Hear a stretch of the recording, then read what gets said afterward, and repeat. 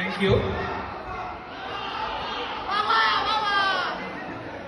నలుపు రంగుకి చూపించాను నీ కురులని, వెంటనే మొహం మార్చుకుంది.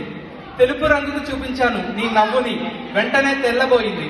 నేరేడు పళ్ళకి చూపించాను నీ కళ్ళని, వెంటనే నా మీద అలిగాయి. శంఖాలకు చూపించాను నీ చెవులని, వెంటనే సముద్రంలోకి దూకేశాయి. నెమ్మళ్ళకి చూపించాను నీ నాట్యాన్ని, వెంటనే నెమ్మదించాయి. హంసలకి చూపించాను నీ నడకని, అప్పుడే చెప్పాయి అసలు నిజాన్ని. నీ నడక చూసే అవి నేర్చుకున్నాయని. కోకిలకు వినిపించాను నీ మధురమైన గానాన్ని, అప్పుడే తెలిసింది నాకు కోకిల కూడా ఈర్ష్యపడుతుందని. ఇక ఉపేక్షించలేక నా ఇష్ట దైవమైన ఆ పరమశివుణ్ణి అడిగాను అసలు రహస్యం ఏంటని. దివ్య దృష్టితో చూసి నిమ్మలంగా నవ్వుతూ చెప్పాడు, ఆ అమ్మాయి ఎవరో కాదు, బ్రహ్మదేవుడు ఏఐతో సృష్టించిన అద్భుతమని. ఆ రూపం మరెవరిదో కాదు, విష్ణుమూర్తి యొక్క మోహిని అవతారమని. అన్నిటికన్నా ముఖ్యమైన విషయం అని మరీ చెప్పాడు ఆ నా సాంబశివుడు.